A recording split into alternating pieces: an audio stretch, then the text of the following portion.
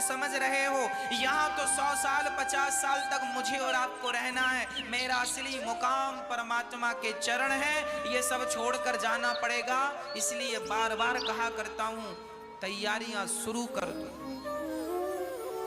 कितने दिन रहोगे बताओ आप? क्या तुम्हारे बाप दादे सब यही हैं? अरे अच्छे अच्छे मिट्टी में मिल गए। ये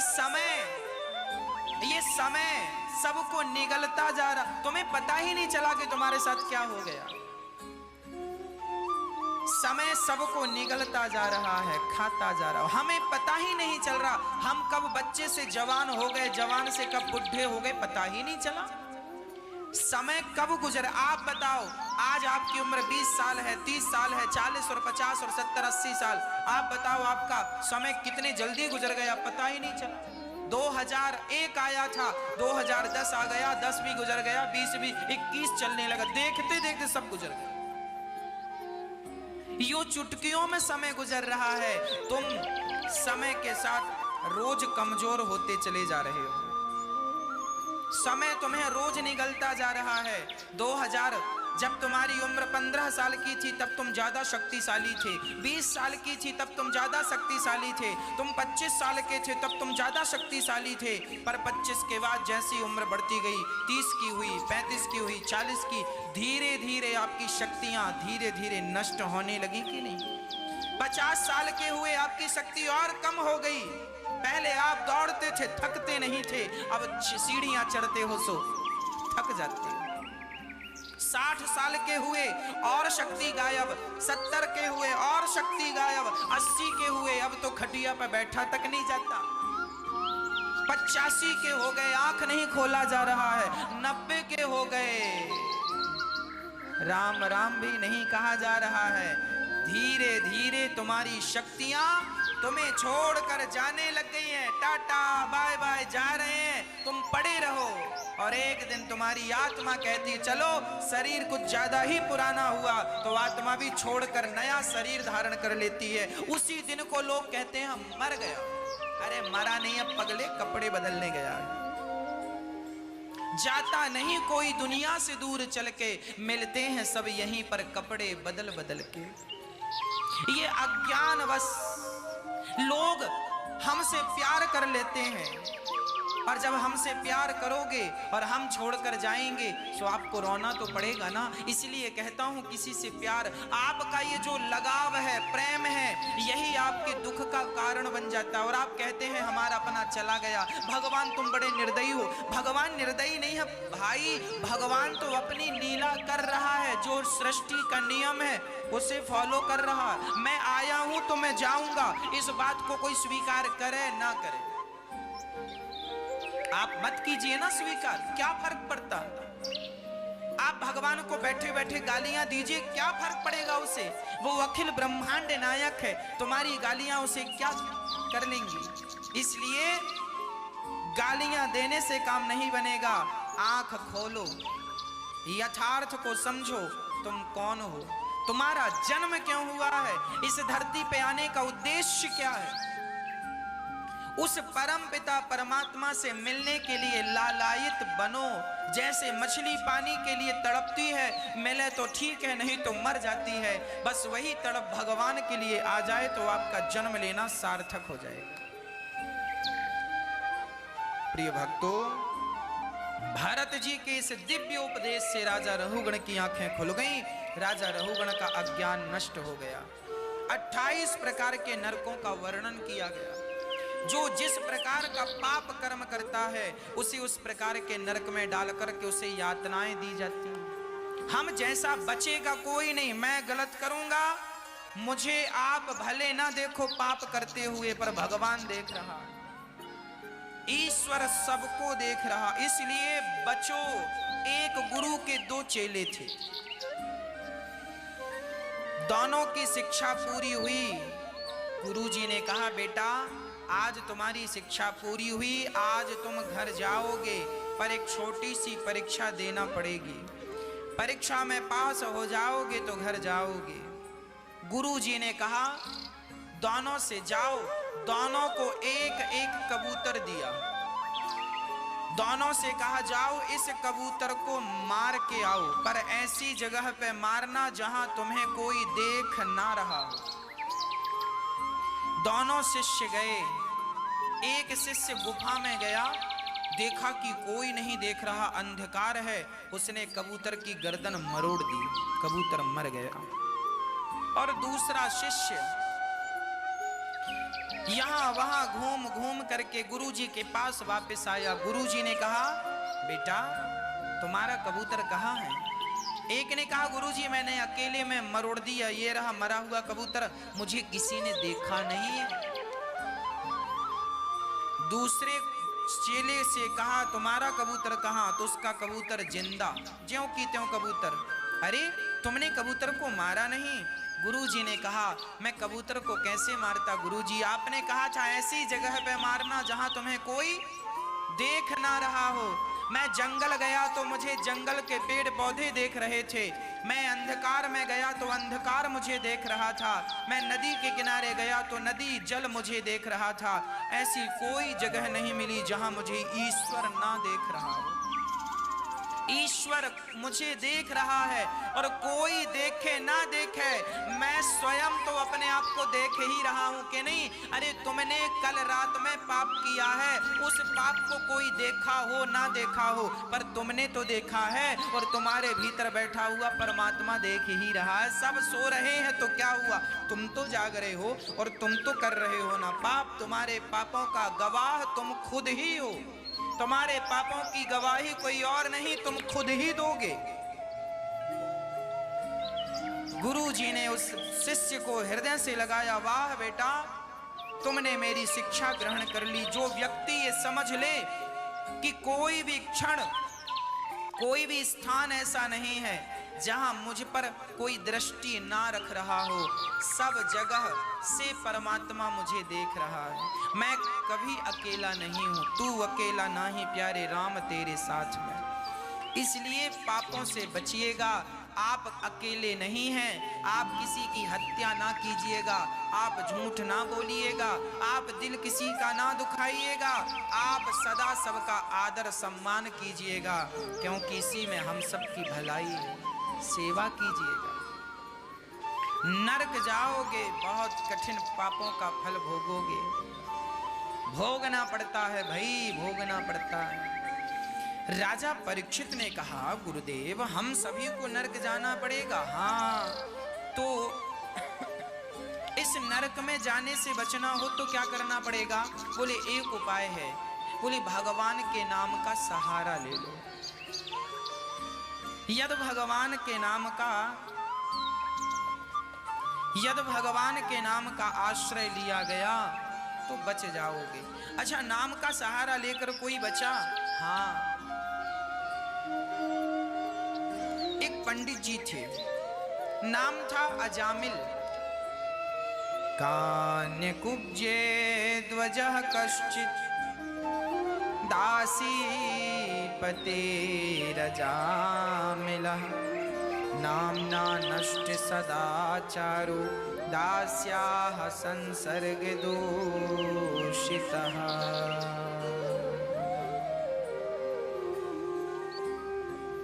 अजामिल नाम के एक पंडित जी थे, बड़े अच्छे थे। एक वैश्या के चक्कर में पड़कर उन्होंने अपना सदाचार नष्ट कर ली। दास्याः संसर्ग दूषितः, सदाचार खंडित कर दिया। उनके 9 बच्चे हुए, 10वीं बार उनकी पत्नी गर्भवती हुई। संतों ने उनकी कुटिया पे आकर भिक्षा मांगी तो अजामिल की पत्नी ने संतों को भिक्षा दी। संतों ने कहा, देवी हम तुम्हारे घर का अन्न खा रहे हैं, तुम्हारा कल्याण करना चाहते हैं, बताओ तुम भगवान का कितना भजन करती हो। उस महिला ने कहा, महाराज मैं तो वैश्या हूं। अब संत बोले, राम राम, पर हमने तुम्हारी भिक्षा ग्रहण कर ली है, तुम्हारा कल्याण करेंगे। तुम गर्भवती हो, तुम अपने बच्चे का नाम नारायण रख देना। बस जब बच्चे का नाम नारायण रखने की बात आई, जब बेटा हुआ सो नाम नारायण रखा। अब अजामिल अपने बेटे से बड़ा प्रेम करे, नारायण यहाँ आओ, नारायण नारायण। इसी बहाने इनडायरेक्ट भगवान का चिंतन होने लगा, नारायण नारायण जपने लगे। अहरनिश भगवान का चिंतन होने लगा। और जब मृत्यु की बेला आई, अजामिल ने डर के कारण अपने बेटे को बुलाया। दूरे क्रीडन का सक्तम पुत्रम नारायणा वयम प्लावितेन स्वर्णोच्चै राजुहावाज कुलेन्द्रिया। अजामिल ने भगवान का नाम लिया, नारायण रक्षा करो। तो बेटे ने तो नहीं सुना, जो नारायण परमपिता परमात्मा है उनका नाम नारायण, उन्होंने सुन लिया। विमान भेजा, जाओ कोई भक्त मुझे डर कर पुकार रहा है। पार्षदगण आए, यमदूतों से कहा चलो इसे छोड़ो। यमदूतों ने कहा महाराज जीवन भर उसने पाप किया है, इसे हम नरक ले जाकर बहुत दंड देंगे, इसकी हड्डी हड्डी तोड़ेंगे। अच्छा क्या पाप किया है? जीवन भर इसने कथा नहीं सुनी, जीवन भर भगवान का नाम नहीं जपा, माँ बाप की सेवा नहीं की, बड़ों का सम्मान नहीं किया, नरक जाएगा। पार्षदों ने कहा जीवन भर नहीं किया, पर आखिरी समय इसके मुंह से भगवान का नाम निकला है, सो इसकी सदगति तो होनी ही। अच्छा आखिरी समय भगवान का नाम निकल जाए तो सदगति, हाँ कितना भी बड़ा पापी हो, जैसे आग की एक चिंगारी बड़े से बड़े ढेर को जलाकर खाक कर देती है, उसी प्रकार भगवान का एक नाम कोई श्रद्धा से ले ले तो जन्म जन्म के पापों को मिटाकर समाप्त करने की ताकत एक नाम में है।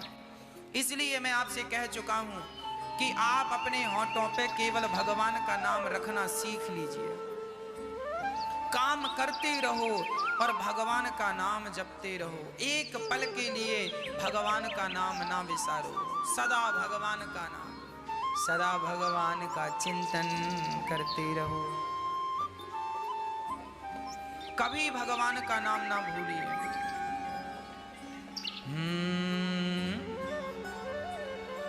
जब भगवान का नाम जपता है उसकी कभी अधोगति नहीं होती, उसकी सदा सदगति हो जाया करती है, केवल नाम के बल पर।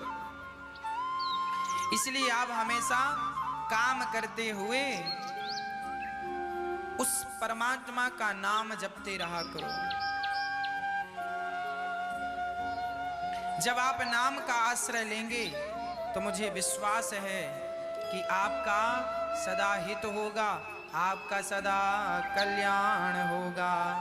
केवल नाम का सहारा, केवल नाम का बल, इसलिए काम करते रहो और मेरे परमात्मा का नाम जपते रहो हर हाल में, केवल भगवान का नाम। एक भी पल के लिए भगवान का नाम ना छूटे। जैसे अजामिल काम करता हुआ, जैसे अजामिल काम करता हुआ सदा भगवान को याद करता रहा, उसी तरह हम संसार का सारा काम करें, पर काम करते हुए ये कृष्ण के लिए हम कर रहे हैं। सब चीज भगवान को सौंपकर भगवान के होकर हम नाम जपते रहें। जब हम उनके होकर नाम जपेंगे तो मुझे विश्वास है कि वो हमारी सब प्रकार से रक्षा करेंगे, है ना। इसलिए आओ बड़े प्रेम से भगवान से कहते हैं, हे नाथ, अब 100 वर्ष की आयु भगवान की कृपा से और मिली। उस समय पर उसने भगवान का चिंतन किया।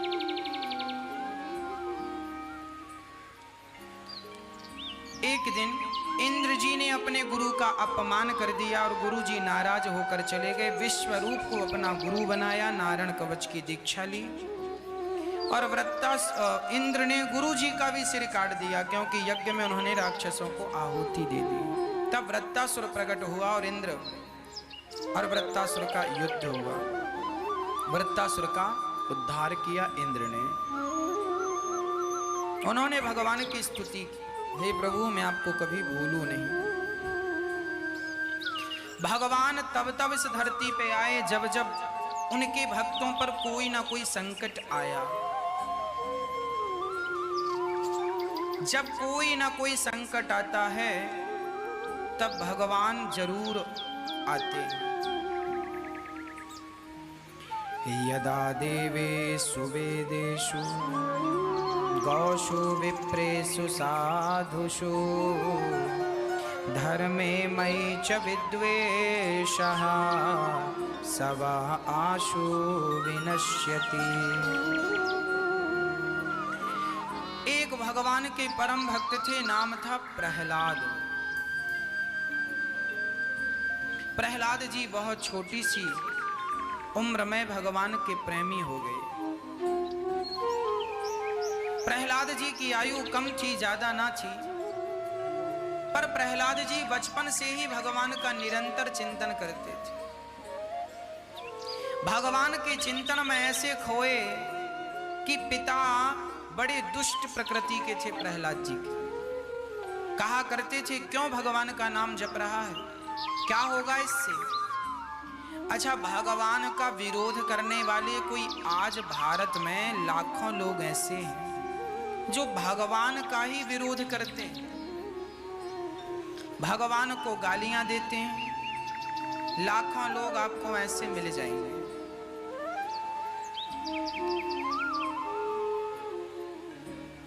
लाखों लोग ऐसे हो जाएं, मिल जाएं, भगवान को गालियां। अरे भगवान को गालियां देने वाले केवल आज बस थोड़ी हैं, अनादि काल से हिरण्याक्ष हिरण्यकश्यपु भगवान को गालियां देते थे। पर कोई ना कोई भक्त भगवान इस धरती पर किसी ना किसी को निमित्त बनाकर भेजते रहते।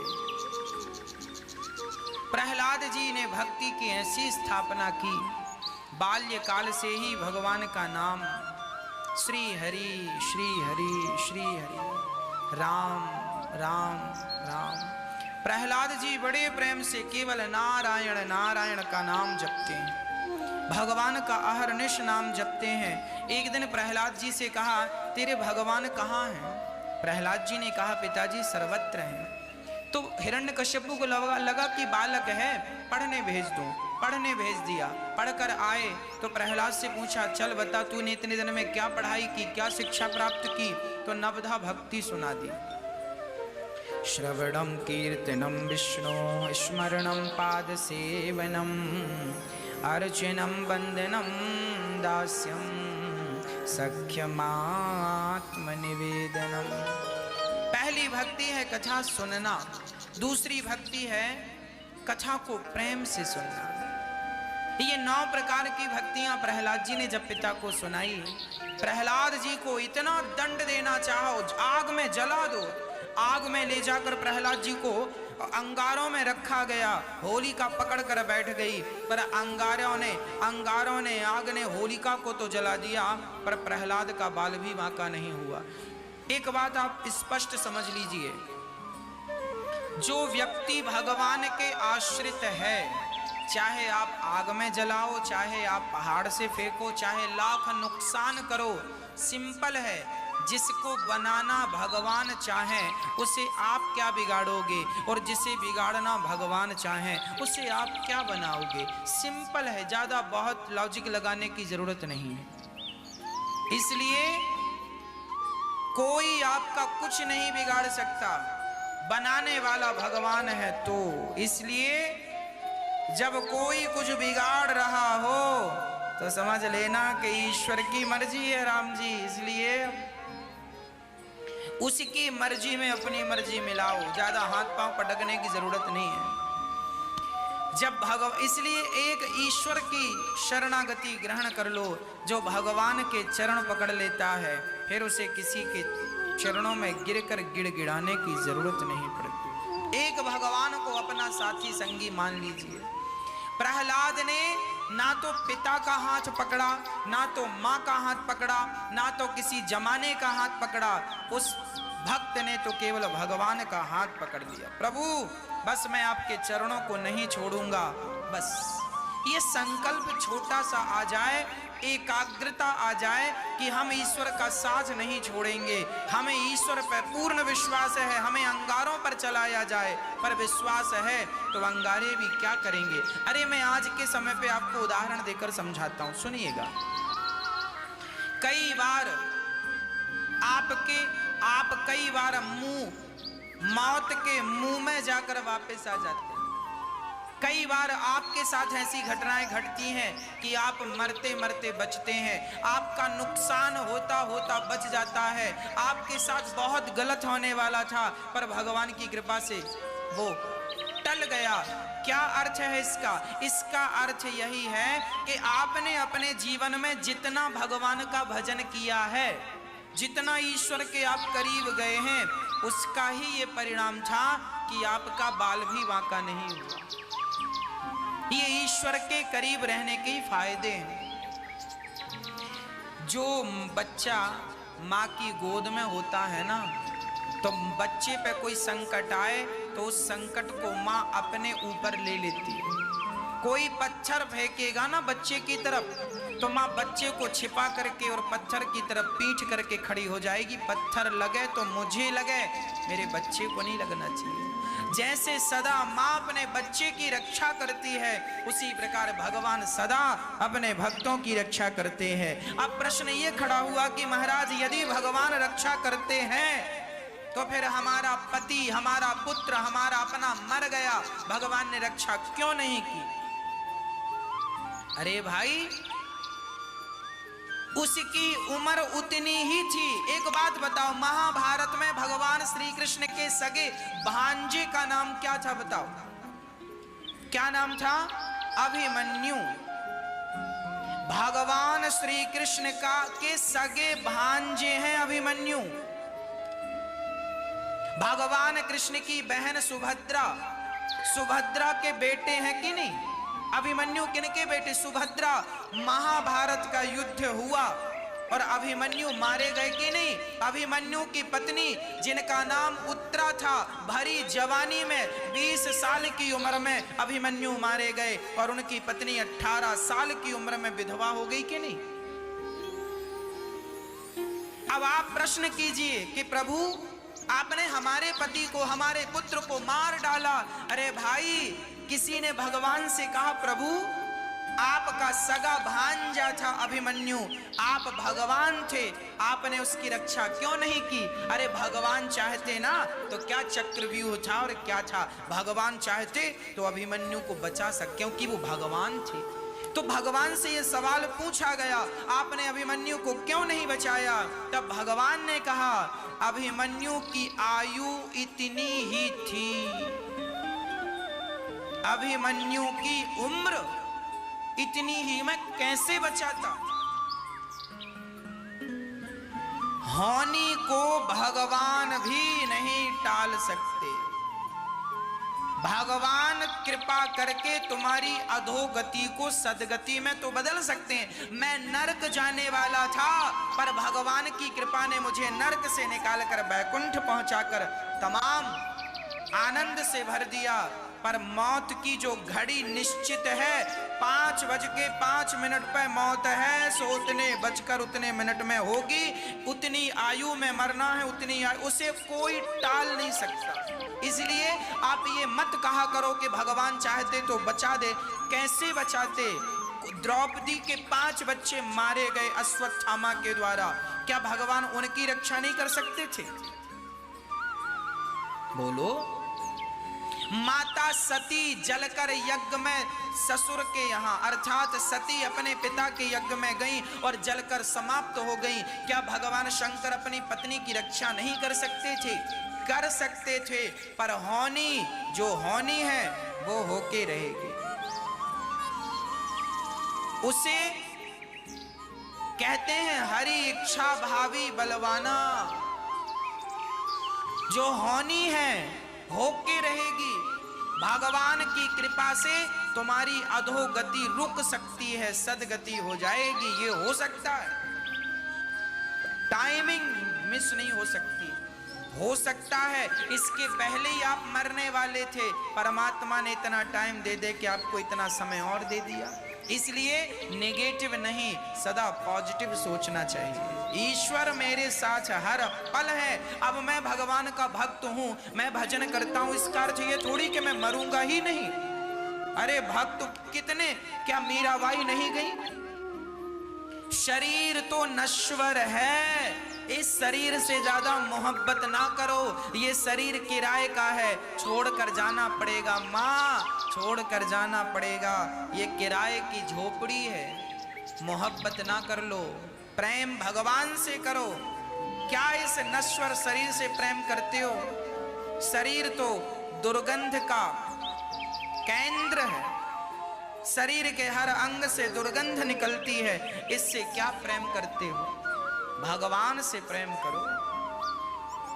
प्रहलाद जी अपने पिता से कहते हैं, पिताजी न केवलम में भवतश्च राजन सवई बलम बलिनाम चापर। रे शाम कहाँ नहीं है भगवान बताओ। प्रहलाद जी अपने पिता के डांटने पर भी, पिता के अंगारों पे तपाने पर भी, पिता ने जहर दिया प्रहलाद को, प्रहलाद ने जहर पी लिया, सर्पों के बीच में रखा, वो पीड़ा सहली, सारी पीड़ाएं सहूंगा पर भगवान को नहीं छोड़ूंगा, ये प्रहलाद के वचन हैं।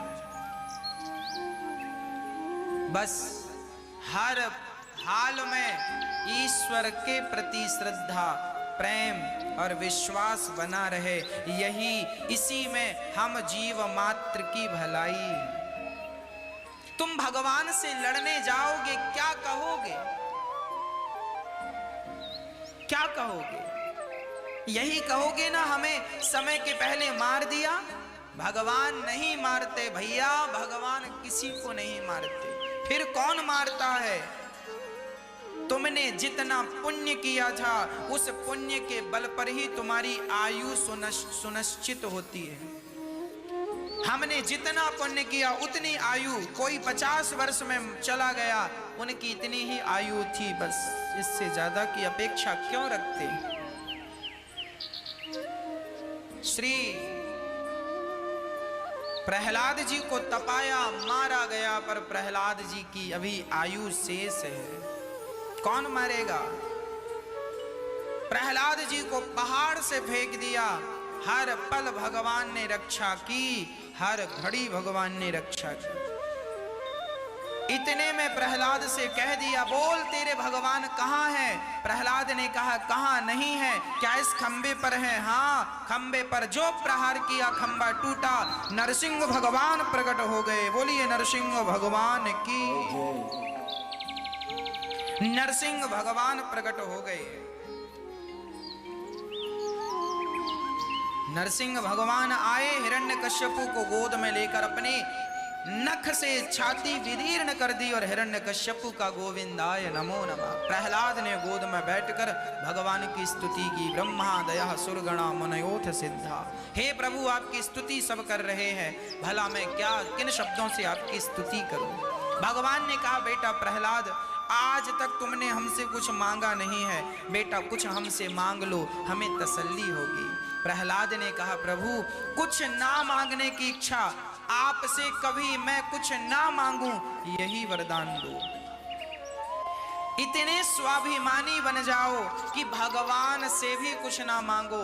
भगवान की भक्ति तो करो, पर भगवान से कुछ मांगो मत, कुछ ना चाहिए। हे नाथ, आप समझ लीजिए, जैसे माँ समझ जाती है कि बच्चे को कब पानी चाहिए, कब दूध चाहिए, कब भोजन चाहिए, कब स्नान चाहिए, जैसे माँ बच्चे के बिना कहे सब कुछ कर देती है। 2 महीने का 4 महीने का बच्चा थोड़ी बोलता है, माँ बिना बोले उसका सारा काम करती है। उसी तरह जब भगवान के चरणों में समर्पण कर दोगे तो आपके बिना बोले भगवान वो सब कुछ करते जाएंगे जो आपके लिए जरूरी है। सच्चे भक्त को मांगना कहाँ पड़ता है? अरे भगवान तो बिन मांगे देते हैं। बिन मांगे मोती मिले, मांगे मिले ना भीख। हाँ जी, भगवान में विश्वास होगा तो धन दौलत कोई बड़ी चीज नहीं। श्रद्धा के साथ भगवान की स्तुति प्रहलाद जी ने की, और प्रहलाद जी को भगवान ने जब राजा बनाया तो प्रहलाद जी सबकी सेवा करते। जीव मात्र की सेवा ही परमात्मा की सेवा है। प्रहलाद जी सबको भोजन कराते। प्रहलाद जी के दरवाजे से कोई भूखा नहीं जाता। आप भी ये संकल्प लीजिए कि आप भी यहाँ गौरी गोपाल अन्न क्षेत्र चलता है, आप भी इस अन्न क्षेत्र में एक दिन का बच्चों के नाम से, अपने पिता और अपनी माँ के नाम से लंगर करवाएंगे, अन्न क्षेत्र चलवाएंगे। से कहा, भाई मुझे अपनी माँ के लिए चप्पल चाहिए, एक जोड़ी चप्पल दे दो। दुकानदार ने कहा, माँ के पांव का साइज क्या है? उस बालक ने कहा, दुकानदार ने कहा, कितने नंबर चप्पल लगती है तुम्हारी माँ को? 8 नंबर, 9 नंबर, 5 नंबर, 10 नंबर, क्या नंबर है, साइज क्या है? तो उस बालक ने जेब से कागज निकाला और कागज निकाल कर रख दिया। उसने अपने माँ के पांव कागज में रखकर और उसे अंकित कर दिया था, या यूं कहें कि कपड़े में उसने माँ के चरणों में माहौर लगाया और माँ को कहा, माँ इस कपड़े पे खड़े हो जाओ। तो माँ के चरणों के निशान उस कपड़े में, उस वस्त्र में आ गए और वो वस्त्र छोटा सा अपने पॉकेट में रखा, निकाल कर रख दिया। भैया ये रहे माँ के चरणों के साइज। वो दुकानदार बड़ा प्रभावित हुआ, उसने चप्पल निकाली, कहा कितने की है? बोले 800 रुपए की। अच्छा ठीक है, माँ के लिए चलेगी। दुकानदार ने कहा, बजट ज्यादा महंगी तो नहीं लग रही है चप्पल? ना ना, माँ के लिए क्या सस्ता महंगा, माँ की पाँव की सुरक्षा हो, इससे बढ़कर और क्या है। ठीक है भैया।